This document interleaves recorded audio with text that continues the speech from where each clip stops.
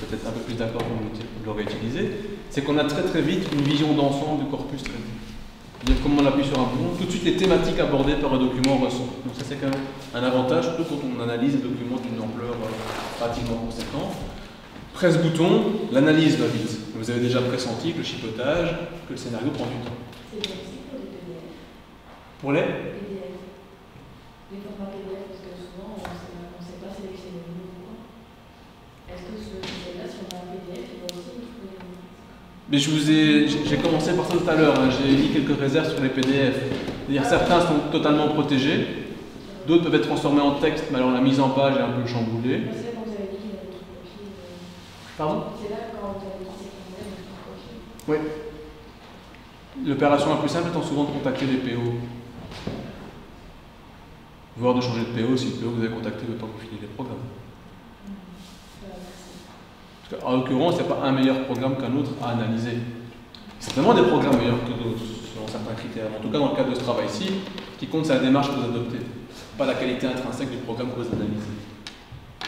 Alors, production de graphes, alors est-ce que c'est vraiment un intérêt, vous en jugerez par vous-même. L'intérêt majeur, c'est que vous le fassiez un lundi matin, plein d'énergie, ou un vendredi soir, un peu moins énergie, que ce soit vous, votre voisine qui appuie sur le bouton, vous avez le même scénario, vous aurez toujours le même résultat.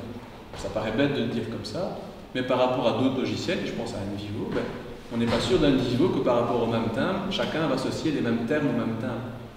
Dans Trop, comme il s'arrête sur les mots présents dans le texte, forcément, la démarche est 100% stricte et rigoureuse, les mêmes mots vont être associés aux mêmes catégories. Inconvénient, c'est qu'il y a un caractère décontextualisé. Donc parfois l'état de résultat, on ne sait pas trop à quoi il correspond si on ne connaît pas le document analysé. Donc j'insiste vraiment sur l'intérêt de connaître le document qu'on soumet à l'analyse. Forcément un caractère un peu atomisé, puisque c'est des résultats un peu partout. Toute la question après de dire, mais qu'est-ce que je vais raconter comme histoire? Quel sens je vais donner à mes résultats? De là l'intérêt d'avoir une question de recherche avant d'aller chipoter avec Trop. Ce n'est pas Trop qui va vous aider à avoir une bonne question de recherche.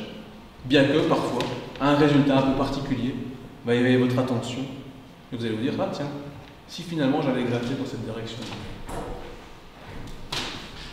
Alors, il y en a qui se disent qu'il y a un risque de folie analytique. Comme on a plein de résultats, on va coder plein de choses, on va analyser plein de choses, et puis après on ne saura pas comment dire. Donc, le risque est de se dire, comme c'est facile, on va analyser beaucoup de choses. Alors, ce n'est pas forcément la piste à suivre. Donc il y a un aspect spectaculaire, comme vous avez pu le voir. Trop propose plein de résultats, des adjectifs, des verbes, des connexions, il y a des nouveaux scénarios qui peuvent être créés, il y a 3 niveaux de généralisation, etc. Dans le cadre de votre travail, ne vous dites pas que vous devez absolument travailler à partir de toutes ces sources de résultats. D'accord? Dites-vous que vous pouvez travailler uniquement avec un type de résultat.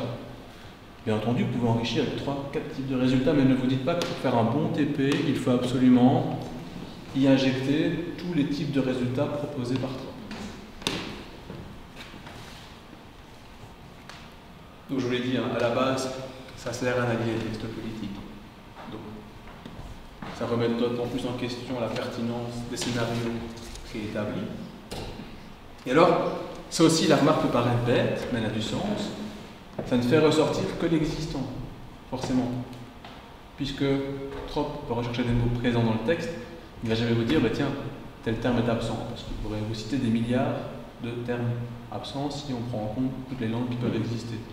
Sauf que ce que je veux dire par là, c'est que par exemple, si vous vous intéressez à une analyse chronologique, par exemple, montrer que le terme compétence n'existait pas dans un programme de 1985, ça aurait du sens.